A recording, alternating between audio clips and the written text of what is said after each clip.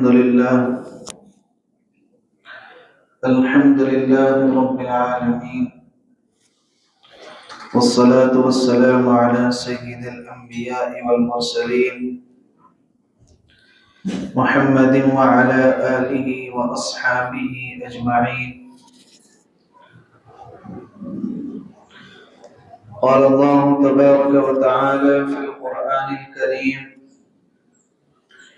أعوذ بالله من الشيطان الرجيم، بسم الله الرحمن الرحيم. وقل رب أدخلني مدخل صدق وأخرجني مخرج صدق واجعلني من لدنك سلطانا نصيرا. وقال الله تعالى في مقام آخر: لمسجد أسس على التقوى من أول يوم أحق أن تقوم فيه رجال يحبون أن يتطهروا والله يحب المطهرين. صدق الله العلي العظيم.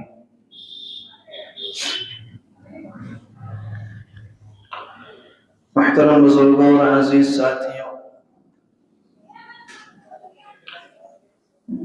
گزشتہ ہفتے آپ حضرات کے سامنے ہجرت کے دوران اور ہجرت کے سفر میں جو واقعات پیش آئے تھے ان میں سے دو واقعے آپ حضرات کے سامنے ذکر کیے گئے تھے. ایک ام معبد رضی اللہ عنہا کا واقعہ، جس میں انہوں نے اللہ کے نبی علیہ السلام کے حلیے کو بڑی خوبصورتی کے ساتھ اور بڑے اچھے الفاظ میں بیان کیا تھا. اور دوسرا واقعہ حضرت بریدہ اسلمی رضی اللہ عنہ کا تھا کہ وہ 70 لوگوں کے ساتھ اللہ کے نبی علیہ السلام کو گرفتار کرنے کے لیے آئے تھے، لیکن اللہ کے نبی علیہ السلام کے طرز کلام اور طرز گفتگو نے ان کو اسلام میں داخل ہونے پر مجبور کر دیا، اور وہ اللہ کے نبی علیہ السلام کے ساتھ پر مسلمان ہوئے اور اسلام کا جھنڈا لے کر اللہ کے نبی علیہ السلام کے ساتھ مدینہ المنورہ میں داخل ہوئے. یہ دو واقعے گزشتہ ہفتے حضرات کے سامنے بیان کیے گئے تھے. اسی ہجرت کے سفر میں اللہ کے نبی علیہ السلام جب مدینہ المنورہ کی جانب سفر کر رہے تھے تو مدینہ المنورہ پہنچنے کے جو مناظر کتابوں میں لکھے ہیں وہ یہ کہ انصار مدینہ کو آپ صلی اللہ علیہ وسلم کے مکے سے نکلنے کی اطلاع مل چکی تھی، اور وہ آپ صلی اللہ علیہ وسلم کا مدینے میں انتظار کر رہے تھے. اصل بات یہ تھی کہ آپ صلی اللہ علیہ وسلم نے ہجرت کا ارادہ تو محرم میں ہی کر لیا تھا. آپ حضرات کو یاد ہوگا میں نے بتایا تھا کئی ہفتے پہلے کہ ذی الحجہ کے مہینے میں مکہ المکرمہ میں قافلے آتے تھے حج کرنے کے لیے.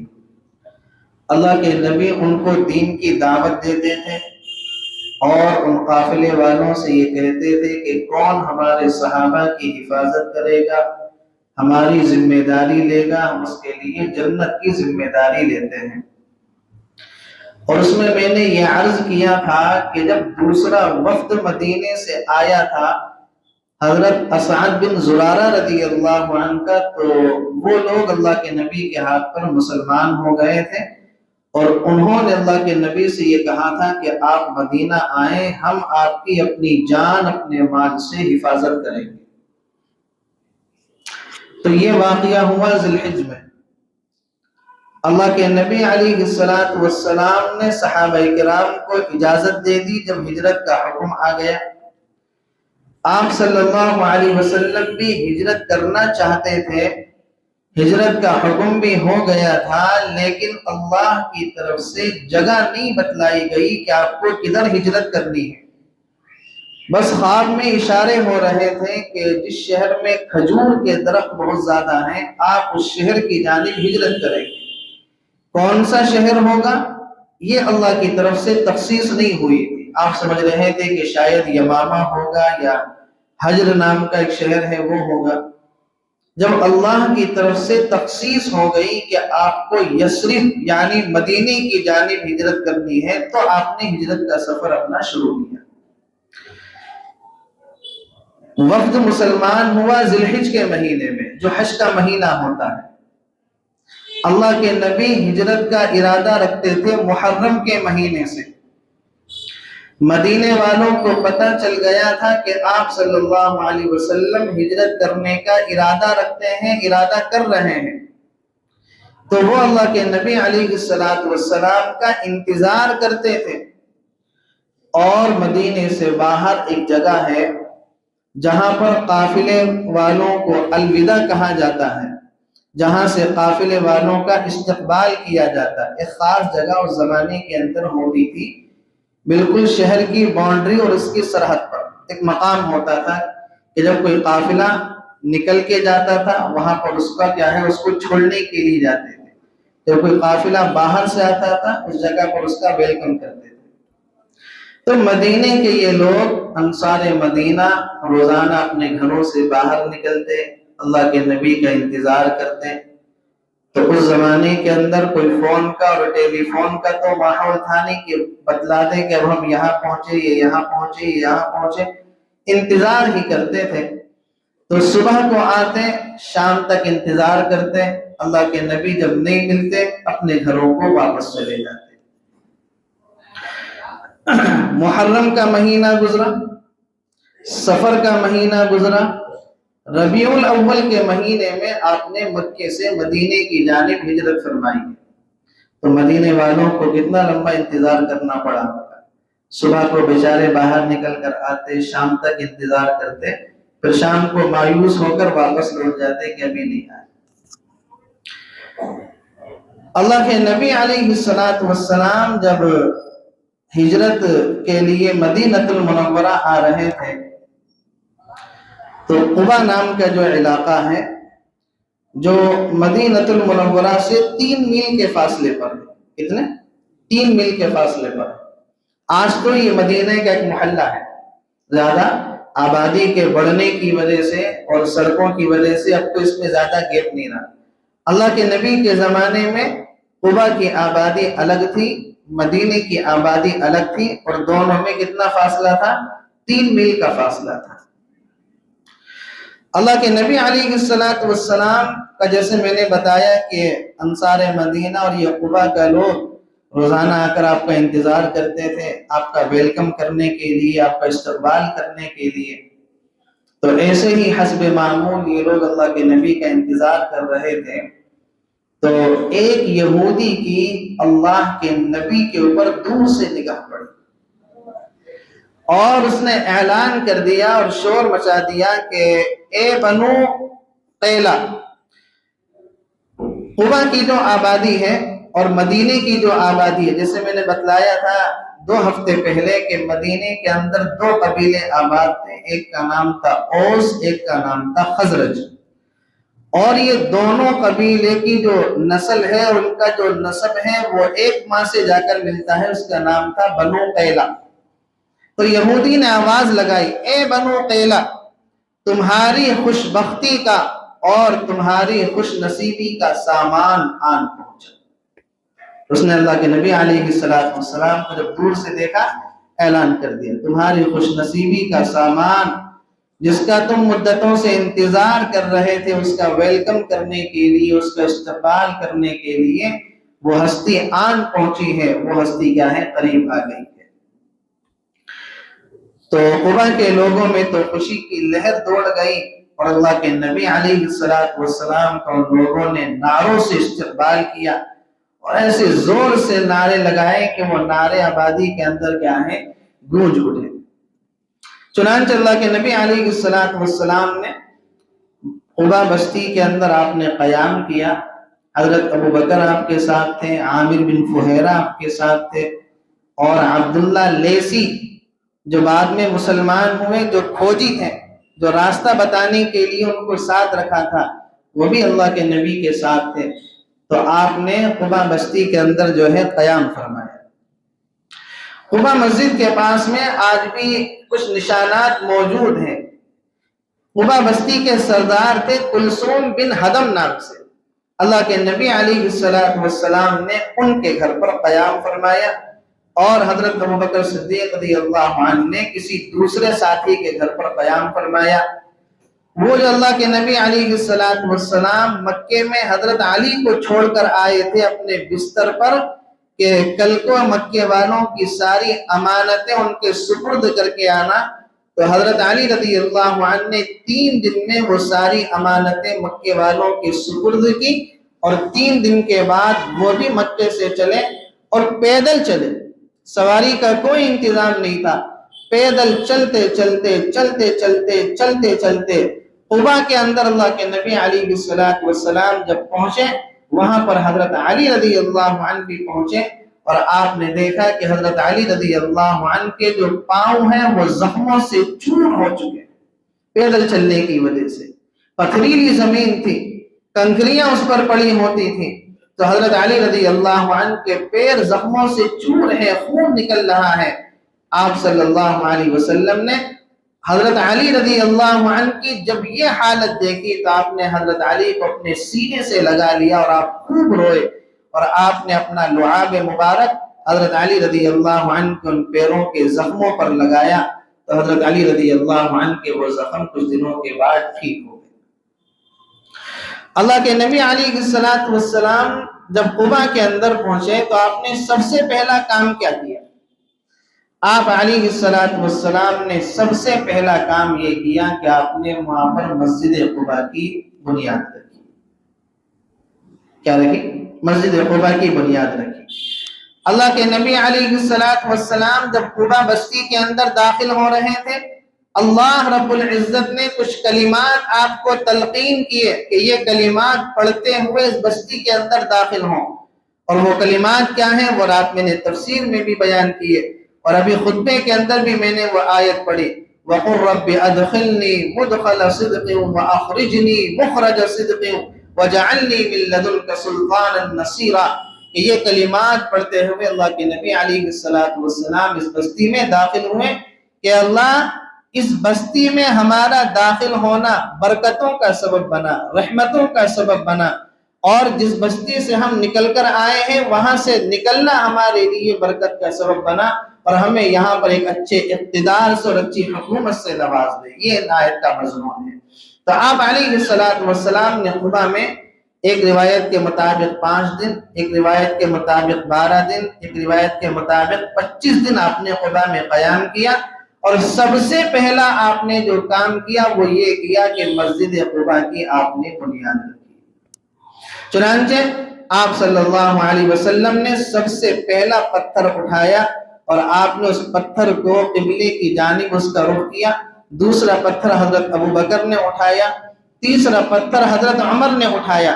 چونکہ صحابہ کرام اللہ کے نبی سے پہلے ہجرت کر کے مدینہ پہنچ چکے تھے، اور میں نے بتایا تھا کہ حضرت عمر تو پورے قافلے کے ساتھ ہجرت کر کے گئے تھے، حضرت عمر نے تو بڑی شان کے ساتھ ہجرت کی تھی، تو وہ بھی اللہ کے نبی کے پاس قبا آ گئے تھے ملاقات کرنے کے لیے۔ تو تیسرا پتھر حضرت عمر فاروق رضی اللہ عنہ نے رکھا۔ اس طریقے سے مسجد قبا کی بنیاد رکھ دی گئی۔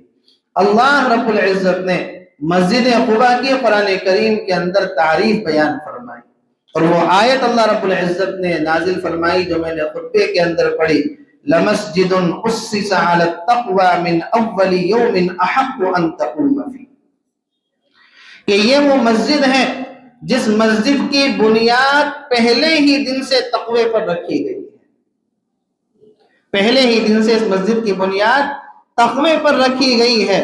اور آگے اللہ رب العزت نے کیا فرمایا، لمسجد اسس علی التقوی من اول یوم احق ان تقوم فیہ، لہذا یہ مسجد اس بات کے مستحق ہے، اس بات کی حقدار ہے کہ آپ اس مسجد کے اندر قیام کریں اور آپ اس مسجد کے اندر نماز پڑھیں۔ تو آپ صلی اللہ علیہ وسلم نے وہاں پر صحابہ کرام کو نمازیں پڑھائی۔ اللہ رب العزت نے قباء والوں کی قرآن کریم میں تعریف بیان فرمائی ہے سورہ توبہ کے اندر، فیہ رجال یحبون ان یتطہروا، اللہ رب العزت نے فرمایا اس بستی کے اندر ایسے لوگ رہتے ہیں جو صفائی ستھرائی کو اور پاکی کو پسند کرتے ہیں، واللہ یحب المطہرین، اور اللہ تعالیٰ پاکی کو اور صفائی ستھرائی کو پسند کرتا ہے۔ تو آپ صلی اللہ علیہ وسلم نے قباء والوں کو بلایا اور آپ نے پوچھا کہ بھائی تمہارا ایسا کون سا عمل ہے کہ جس عمل کی اللہ رب العزت قرآن کریم میں تعریف بیان کر رہا ہے کہ یہ لوگ صفائی ستھرائی کو اور پاکی کو بہت پسند کرتے ہیں؟ تو قباء کے لوگوں نے کہا کہ ہمارا معمول یہ ہے کہ ہم جب استنجا کرتے ہیں تو ہم پہلے استنجا میں ڈھیلے کا استعمال کرتے ہیں، اس کے بعد پانی کا استعمال کرتے ہیں، چونکہ عرب میں پانی کی قلت تھی، لیکن اس کے باوجود وہ لوگ استنجے کے لیے پانی کا استعمال کرتے تھے۔ تو پہلے ڈھیلا استعمال کرتے تھے، بعد میں پانی استعمال کرتے تھے، تو پاکی حاصل کرنے کے لیے ڈبل وہ راستہ اختیار کرتے تھے۔ اسی لیے اللہ رب العزت نے قباء والوں کی قرآن میں تعریف بیان فرمائی۔ آج کل کے دور میں اگر کوئی آدمی استنجا کرنے کے لیے سب سے پہلے ٹیشو پیپر استعمال کرے، اس کے بعد میں پانی استعمال کرے، تو وہ بھی اس فضیلت کے اندر شامل ہو سکتا ہے۔ تو فیہ رجال یحبون ان یتطہروا، اللہ رب العزت نے فرمایا کہ یہاں پر ایسے لوگ رہتے ہیں جو پاکی کو، صفائی ستھرائی کو پسند کرتے ہیں، واللہ یحب المطہرین، اور اللہ تعالیٰ بھی صفائی ستھرائی کو پسند کرتا ہے۔ تو آپ صلی اللہ علیہ وسلم نے قباء کے اندر سب سے پہلا کام کیا کیا کہ آپ نے وہاں پر مسجد قباء کی بنیاد رکھی، اور یہ مسجد قباء سب سے پہلے مسجد تعمیر کی گئی مسجد حرام، دوسرے نمبر پر مسجد تعمیر کی گئی مسجد اقصی، اور تیسرے نمبر پر جو اس دنیا کے اندر مسجد تعمیر کی گئی ہے وہ مسجد قباء تعمیر کی گئی، اس لیے کہ مسجد نبوی اس کے بعد میں تعمیر ہوئی۔ مسجد قباء کی اللہ کے نبی علیہ السلام نے بڑی فضیلت ارشاد فرمائی۔ آپ صلی اللہ علیہ وسلم نے فرمایا کہ جو آدمی اپنے گھر سے وضو کرے اور وضو کرنے کے بعد مسجد قباء میں جا کر 2 رکعت نماز پڑھے، وہ ایسا ہے جیسا کہ اس نے میرے ساتھ عمرہ کیا ہو۔ کتنی بڑی فضیلت کی بات ہے، وہ ایسا ہے جیسا کہ اس نے میرے ساتھ عمرہ کیا ہو۔ اور آپ صلی اللہ علیہ وسلم کا معمول یہ تھا کہ آپ یا تو روزانہ ورنہ ہر سنیچر کو فجر کی نماز اللہ کے نبی علیہ السلام مسجد نبوی میں پڑھتے تھے، اور پڑھانے کے بعد آپ علیہ السلام قباء کی طرف پیدل چلے جاتے تھے اور آپ اشراق کی نماز مسجد قباء کے اندر جا کر پڑھتے تھے۔ یہ آپ کا معمول رہا ہے، اس لیے کہ اللہ رب العزت نے اس مسجد کی تعریف بیان فرمائی، لمسجد اسس علی التقوی، کہ یہ وہ مسجد ہے جس مسجد کی بنیاد پہلے ہی دن سے تقوی پر رکھی گئی ہے۔ تو پیغمبر علیہ السلام نے قباء میں پہنچنے کے بعد سب سے پہلے مسجد قباء کی جو ہے آپ نے بنیاد رکھی۔ مدینے کے لوگ اللہ کے نبی علیہ السلام کے پاس آتے تھے، آپ سے ملاقاتیں کرتے تھے، اور مدینے والوں کی خوشی کتنی تھی اس کا آپ اندازہ نہیں لگا سکتے، آپ اس کو بیان نہیں کر سکتے کہ آپ علیہ السلام کا مدینہ المنورہ ہجرت کرنا، اس سے مدینے والوں کو کتنی خوشی ہوئی۔ چنانچہ آپ نے چند روز مسجد قباء کی بستی کے اندر قیام فرمایا، جیسے میں نے کہا کہ یا تو آپ نے 5 دن قیام کیا، یا 12 دن قیام کیا، یا 25 دن آپ نے قیام کیا۔ اس کے بعد آپ علیہ السلام مدینہ المنورہ کی جانب روانہ ہوئے، کہ پھر وہ دن آیا کہ جس دن کا مدینے والوں کو بڑی شدت سے انتظار تھا، جس دن کا مدینے والوں کو بڑا بے صبری کے ساتھ انتظار تھا، کہ وہ آپ صلی اللہ علیہ وسلم کی آمد کے کئی مہینوں سے منتظر تھے، اور کئی مہینوں سے آپ صلی اللہ علیہ وسلم کی آمد کا انتظار کر رہے تھے۔ مدینے کے اندر داخل ہونے سے پہلے قبیلہ بنو سالم میں جب جمعے کا دن آیا، اور جمعہ کی نماز کا وقت آیا، اللہ کے نبی علیہ السلام نے اس بستی کے اندر جمعے کی نماز پڑھی۔ آج بھی وہاں پر مسجد جمعہ موجود ہے جہاں پر اللہ کے نبی علیہ السلام نے سب سے پہلا جمعہ ادا کیا، قبیلہ بنو سالم میں۔ اس کے بعد اللہ کے نبی علیہ السلام جب مدینہ المنورہ کے اندر داخل ہوئے تو مدینہ المنورہ کے نوجوان تلواروں سے سایہ کیے ہوئے آپ صلی اللہ علیہ وسلم کو انہوں نے ویلکم کیا، اور آپ علیہ السلام کو انہوں نے استقبال کیا۔ دنیا کی تاریخ کے اندر یہ عبرتناک دن تھا کہ آپ علیہ السلام مکے سے نکلے ہیں رات کو چھپتے ہوئے، اور رات کو بچتے ہوئے تو کوئی دیکھ نہ لے، کوئی ہمیں پکڑ نہ لے، اور آپ علیہ السلام جب مدینے کے اندر داخل ہو رہے ہیں تو اللہ رب العزت نے آپ کا ایسا شاندار استقبال کرایا کہ تلواروں کے سائے میں آپ صلی اللہ علیہ وسلم مدینہ المنورہ کے اندر داخل ہو رہے ہیں، اور قبیلہ بنو نجار کی چھوٹی چھوٹی بچیاں آپ صلی اللہ علیہ وسلم کی آمد پر ترانے پڑھ رہی ہیں، آپ صلی اللہ علیہ وسلم کی آمد پر اشعار گنگنا رہی ہیں۔ طلع البدر علینا من ثنیات الوداع وجب الشکر علینا ما دعا للہ داعی ایہا المبعوث فینا جئت بالامر المطاع نحن جوار من بنی نجار یا حبذا محمد من جاری۔ ان اشعار سے اللہ کے نبی علیہ السلام کا مدینہ المنورہ کی بچیوں نے آپ کا استقبال کیا کہ آج ودا کی گھاٹیوں سے ہمارے لیے چاند طلوع ہوا ہے، 14ویں رات کا چاند۔ ودا مدینہ المنورہ کی ایک وادی تھی کہ وہاں سے کیا ہے آج 14ویں رات کا چاند طلوع ہوا ہے۔ وجب الشکر علینا ما دعا للہ داعی، اور ہم پر لازم ہے اور ضروری ہے کہ ہم اللہ رب العزت کا اس نعمت پر کیا کریں، شکر ادا کریں۔ آپ صلی اللہ علیہ وسلم مدینے کے اندر انٹر ہوئے، بڑی شان و شوکت کے ساتھ، بڑے شاندار استقبال کے ساتھ، بڑے شاندار ویلکم کے ساتھ آپ علیہ السلام اونٹنی پر سوار ہیں۔ جس راستے سے آپ گزر کر جا رہے ہیں، جس گلی سے آپ گزر کر جا رہے ہیں، ہر آدمی کی یہ تمنا ہے کہ اللہ کے نبی ہمارے گھر پر قیام کریں، اللہ کے نبی ہمارے گھر پر کیا ہے قیام کریں۔ چنانچہ اللہ کے نبی علیہ السلام کی اونٹنی کی نکیل لوگ پکڑنے لگے۔ اللہ کے نبی ہمارا گھر حاضر ہے، اے اللہ کے نبی ہماری بیٹھک آپ کے لیے حاضر ہے، آپ ہمارے گھر میں قیام فرمائیے، آپ ہماری بیٹھک میں قیام فرمائیے۔ اللہ کے نبی علیہ السلام نے فرمایا اونٹنی کی مہار چھوڑ دو، اونٹنی کی نکیل چھوڑ دو، آج یہ اونٹنی اللہ رب العزت کی مامور ہے، اللہ اس کو جہاں حکم دے گا یہ اونٹنی وہاں بیٹھے گی، چھوڑ دو اس کی مہار کو۔ چنانچہ وہ اونٹنی چلتی رہی اور ایک مقام پر جانے کے بعد وہ اونٹنی بیٹھ گئی جہاں پر آج مسجد نبوی بنی ہوئی ہے۔ وہی مسجد نبوی کے پاس میں حضرت ابو ایوب انصاری رضی اللہ عنہ کا مکان تھا۔ اس مکان کی بھی ایک تاریخ ہے، تاریخ کی کتابوں کے اندر لکھا ہے کہ یمن کا ایک بادشاہ تھا، اس کا نام تھا تبع۔ کیا نام تھا؟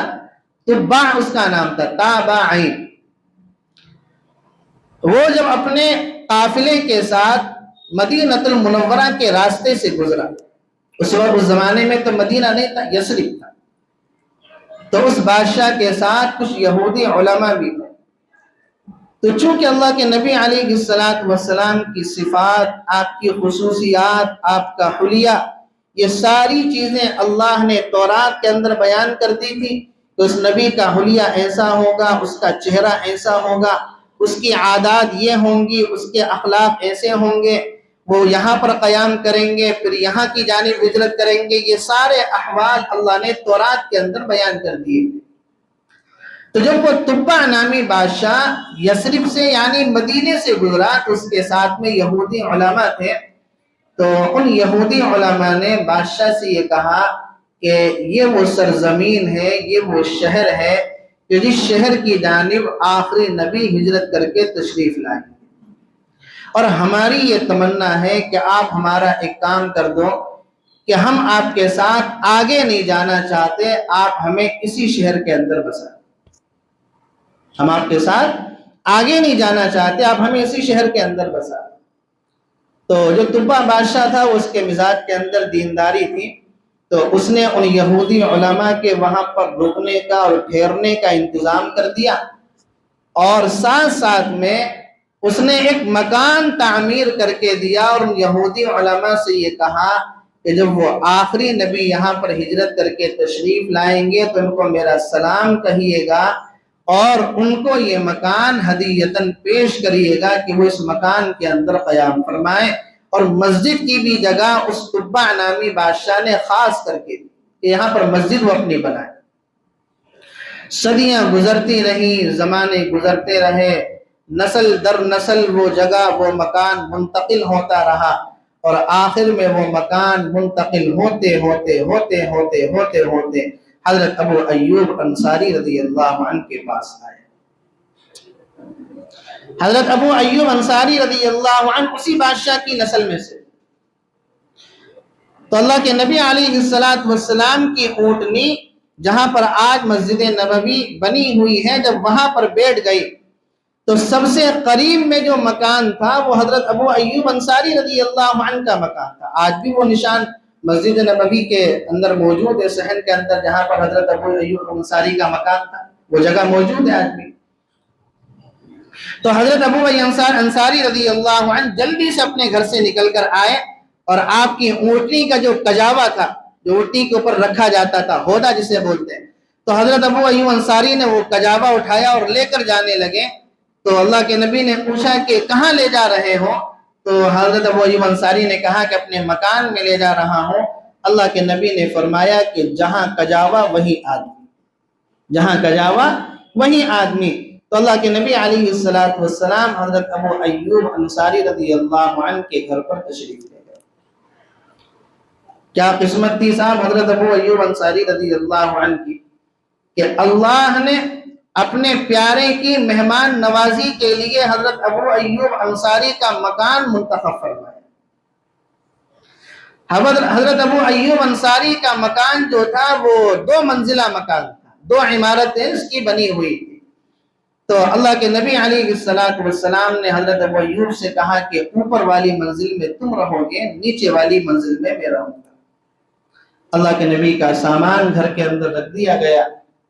جب رات کا وقت ہوا تو حضرت ابو ایوب انصاری رضی اللہ عنہ اور ان کی بیوی نے یہ سوچا کہ ہم اللہ کے نبی سے اوپر ہیں، مکان کے اعتبار سے یہ تو اللہ کے نبی کی بڑی بے ادبی کی بات ہے۔ لحاف کے اندر لیٹے ہوئے تھے، انہوں نے لحاف ایک طرف پھینکا اور کونے کے اندر جا کر گھس گئے، اور ساری رات سردی کے حالت میں اسی کونے کے اندر گزار دی۔ یہ تو بے ادبی کی بات ہے کہ ہم اوپر ہیں، اللہ کے نبی نیچے ہیں، یہ تو بڑی شان میں گستاخی ہے۔ نہیں لیٹے، کونے کے اندر گھس گئے اور ساری رات اسی کونے کے اندر گزاری۔ صبح کو اللہ کے نبی کے سامنے پورا واقعہ بیان کیا۔ اللہ کے نبی رات ہماری یہ کیفیت ہوئی تھی، آپ اوپر تشریف لے جائیں، ہم نیچے آ جاتے ہیں، ورنہ ہمیں ایسا لگتا ہے کہ ہم آپ کی شان میں گستاخی کر رہے ہیں۔ اللہ کے نبی علیہ السلام نے فرمایا کہ بھائی میرے پاس لوگ ملاقات کے لیے آتے ہیں، مسائل پوچھنے کے لیے آتے ہیں، اگر میں اوپر رہوں گا تو تمہیں تکلیف ہوگی، مجھے نیچے ہی رہنے دو، تم اوپر رہو، اور تم اپنے دل میں کسی طریقے کا ملال مت لے کر آؤ، یہ کسی بھی طریقے کی گستاخی نہیں ہے۔ تب جا کر حضرت ابو ایوب انصاری رضی اللہ عنہ کی جان میں جان آئی، ورنہ وہ اس چیز کو بھی اللہ کے نبی علیہ السلام کی شان میں گستاخی سمجھ رہے ہیں۔ آپ علیہ السلام حضرت ابو ایوب انصاری رضی اللہ عنہ کے مکان میں رہنے لگے، اور پھر آپ نے مدینے میں رہنے کے بعد سب سے پہلا کام جو کیا وہ یہ کہ آپ نے وہاں پر مسجد نبوی کی بنیاد رکھی۔ اس لیے کہ مرکز جب تک نہ ہو، جب تک دین کا کام تو نہیں ہو سکتا نا، تو مسجد تو ایک مرکز کی حیثیت رکھتی ہے۔ تو کسی بھی چیز کو آگے بڑھانے کے لیے مسجد کا ہونا تو بہت ضروری تھا، اس لیے اللہ کے نبی علیہ السلام نے مسجد کی بنیاد رکھی۔ مسجد نبوی جو زمانے کے اندر اللہ کے نبی علیہ السلام نے تعمیر کی تھی، یہ 2 یتیم بچوں کی جگہ تھی۔ ان کے ماں باپ نہیں تھے۔ اللہ کے نبی علیہ السلام نے ان کے سامنے پیشکش رکھی کہ ہم یہاں پر مسجد کی بنیاد رکھنا چاہتے ہیں، تو ان یتیم بچوں نے یہ کہا کہ ہم یہ زمین اللہ کے لیے ایسے ہی دینا چاہتے ہیں۔ آپ علیہ السلام نے منظور نہیں فرمایا، آپ نے کہا کہ نہیں، ہم اس کی قیمت ادا کریں گے، ورنہ ساری دنیا تانا دے گی کہ سب سے پہلی مسجد کی بھی جو بنیاد رکھی وہ بھی یتیم بچوں کی زمین پر بنیاد رکھ دی، ان کو بھی پیسے نہ دیے۔ جو آدمی، جو شخصیت، جو ذات یتیموں کو حق دلوانے کے لیے آئی تھی، یتیموں کا حق لوگوں سے دلوانے کے لیے آئی تھی، وہ یتیموں کا حق کیسے مان سکتے ہیں؟ اللہ کے نبی علیہ السلام نے فرمایا کہ نہیں، زمین کی قیمت تو ہم دیں گے۔ چنانچہ حضرت عثمان غنی رضی اللہ عنہ نے اور حضرت ابوبکر صدیق رضی اللہ عنہ نے وہ زمین کی قیمت ادا کی۔ یہ جو مسجد نبوی کی زمین تھی، اس میں مشرکین کی کچھ پرانی قبریں بنی ہوئی تھی، جیسے ہمارے یہاں حدیرے ہوتے ہیں نا، ایسے اس طرح کی کچھ پرانی قبریں بنی ہوئی تھی اور کچھ کھجور کے درخت لگے ہوئے تھے۔ تو اللہ کے نبی علیہ السلام نے ان قبروں کو بالکل صاف کروا دیا، بالکل سیدھا کروا دیا زمین کو، اور وہ جو کھجور کے درخت تھے آپ نے ان کو کٹوایا، اور کٹوانے کے بعد ان کے جو تنے تھے وہ آپ نے ان کے تنوں کو مسجد کے آگے دیوار کی طرح سے لگوا دیا، اور کچھ آپ نے پتے وغیرہ کھجور کے جمع کرے، ان پتوں سے جو ہے وہ چھت وغیرہ ڈال دی گئی، کچھ پتوں کو نیچے زمین پر بچھا دیا گیا۔ یہ سب سے پہلی مسجد تھی اسلام کی، مسجد نبوی، جس کو کہا جاتا ہے کہ نہ اس مسجد میں ہوا کے روکنے کا کوئی انتظام تھا، نہ بارش کے روکنے کا کوئی انتظام تھا، نہ سردی گرمی سے بچنے کا کوئی انتظام تھا۔ ہوا مسجد کے اندر ایسے ہی داخل ہوتی تھی، جب بارش ہوتی تھی تو مسجد نبوی کے اندر کیچڑ جمع ہو جاتا تھا، اور صحابہ کرام اسی زمین پر سجدہ کیا کرتے تھے۔ آتا روایات میں کہ جب بارش ہوتی تھی تو صحابہ کرام کی یہ پیشانی پر جو ہے وہ مٹی کے نشان لگ جایا کرتے تھے۔ یہ تھی سب سے پہلی مسجد۔ آج ہماری مسجدوں میں ساری سہولتیں موجود ہیں، اس کے بعد بھی مسجدیں غیر آباد ہیں، اور صحابہ کے دور کی جو مسجد تھی، نہ اس کی چھت تھی، نہ اس کی دیواریں تھیں، نہ اس کا فرش تھا، اس کے بعد بھی وہ مسجدیں آباد تھی۔ وہ کہا نا کسی نے کہ پہلے کچی تھی مسجدیں تو پکے تھے نمازی، آج پکی ہیں مسجدیں تو کچے ہیں نماز۔ ہر آدمی اپنی سہولت کے اعتبار سے نماز پڑھتا ہے۔ مسجد کے اندر ہر طرح کی سہولت موجود ہے، لیکن 10 منٹ کے لیے بھی اس کو وہ تمام سہولتیں چاہیے جو چاہے اس کے گھر کے اندر بھی نہ۔ تو اس طریقے سے اللہ کے نبی علیہ السلام نے مسجد نبوی کی بنیاد ڈالی، مسجد نبوی کی تعمیر کی، اس لیے کہ اگر مسجد ہے تو دین کے باقی رہنے کے نشانات موجود ہیں۔ اگر مسجد ہی نہیں ہے کسی معاشرے کے اندر تو پھر ان کے دین کی کوئی گارنٹی نہیں لی جا سکتی۔ اس طریقے سے اللہ کے نبی علیہ السلام نے مسجد نبوی کی بنیاد ڈالی، اور صحابہ کرام نے اس کے اندر نمازیں پڑھنا شروع کی۔ اس کے آگے کیا واقعات ہوئے وہ انشاءاللہ اگلے ہفتے بیان کیے جائیں گے۔ اللہ تعالیٰ سے دعا ہے کہنے سننے سے زیادہ عمل کرنے کی توفیق نصیب فرمائے۔ 25 دسمبر کو پوری دنیا کے اندر جو ہے وہ ایک تیوہار منایا جاتا ہے جس کو کرسمس ڈے کہتے ہیں۔ یہ تیوہار کیا ہے؟ یہ عیسائیوں کا تیوہار ہے، اور عیسائی اس کو مناتے ہیں، لیکن ہمارے بعض نادان مسلمان بھی انہی کے ساتھ مل کر ان کو مبارکباد دینے لگتے ہیں، ان کے تیوہاروں میں شامل ہو جاتے ہیں، ان کے لیے اسٹیٹس لگایا کرتے ہیں، حالانکہ یہ خالصتاً ایک مشرکانہ تیوہار ہے۔ سب سے پہلی بات تو آپ یہ سنیں کہ عیسائیوں کا جو عقیدہ ہے خدا کے بارے میں وہ ایک نہیں ہے۔ جیسے ہم کہتے ہیں نا کہ اللہ ایک ہے، عیسائیوں کا یہ معاملہ نہیں ہے۔ عیسائیوں کے یہاں تثلیث کا عقیدہ ہے، 3 چیزیں مل کر ایک خدا بنتی ہیں۔ نمبر 1 خدا، نمبر 1 بیٹا یعنی حضرت عیسیٰ، اور نمبر 3 روح القدس۔ ان تینوں کے مجموعے کا نام عیسائیوں کے یہاں کیا ہے؟ خدا ہے۔ کیا ہے؟ ان تینوں کے مجموعے کا نام کیا ہے؟ خدا ہے۔ اور یہ عیسائی جو کرسمس ڈے مناتے ہیں یہ حضرت عیسیٰ علیہ السلام کی پیدائش میں مناتے ہیں، اور عیسائیوں کے یہاں بنیادی عقیدہ جیسے میں نے بیان کیا وہ یہ ہے کہ حضرت عیسیٰ علیہ السلام اللہ کے بیٹے ہیں، نعوذ باللہ۔ حالانکہ اللہ نے قرآن کریم میں بالکل صاف اعلان کر دیا، قل هو اللہ احد، آپ کہہ دیجئے کہ اللہ کیا ہے؟ ایک ہے، تنہا ہے، اکیلا ہے، کوئی اس کا ساتھ نہیں۔ اللہ الصمد، اللہ بے نیاز ہے. اللہ کو ہمارے سجدوں کی، ہماری نمازوں کی، ہمارے روزوں کی، ہماری زکوٰۃ کی، ہمارے حج کی، ہمارے صدقات کی کوئی ضرورت نہیں ہے. اللہ الصمد، اللہ سب سے بے نیاز ہے. لم یلد، نہ اس کا کوئی بیٹا ہے، جیسے کہ عیسائی کہتے ہیں کہ عیسیٰ کون ہے؟ اللہ تعالیٰ کے بیٹے ہیں. قرآن میں اللہ تعالیٰ نے کہا ہے نا وقالت اليہود عزیر ابن اللہ، اور یہود کہتے ہیں کہ عزیر علیہ السلام اللہ کے بیٹے ہیں. وقالت النصارى المسیح ابن اللہ، اور عیسائی کہتے ہیں کہ مسیح یعنی حضرت عیسیٰ اللہ کے بیٹے ہیں. اللہ تعالیٰ نے قرآن کریم میں صاف اعلان کر دیا لم یلد، اس کا کوئی بیٹا نہیں. ولم یولد، اور نہ وہ کسی کا بیٹا ہے. نہ اللہ کا کوئی بیٹا، نہ اللہ کسی کا بیٹا ہے. ولم یکن لہ کفوا احد، اللہ تعالیٰ اپنی ذات کے اعتبار سے بالکل اکیلا ہے، کوئی اس کا شریک نہیں. تو عیسائیوں کا بنیادی عقیدہ کہ عیسیٰ علیہ السلام اللہ کے بیٹے ہیں. ہم لوگ کرسمس کی ان کو مبارکباد دے کر، ان کے سٹیٹس لگا کر، ان کے ان عقیدے کی کیا ہے، ہم اس کو ہوا دیتے ہیں. حالانکہ کرسمس ڈے کی مبارکباد دینا، اس کے لیے سٹیٹس لگانا بالکل ناجائز ہے، بالکل حرام ہے.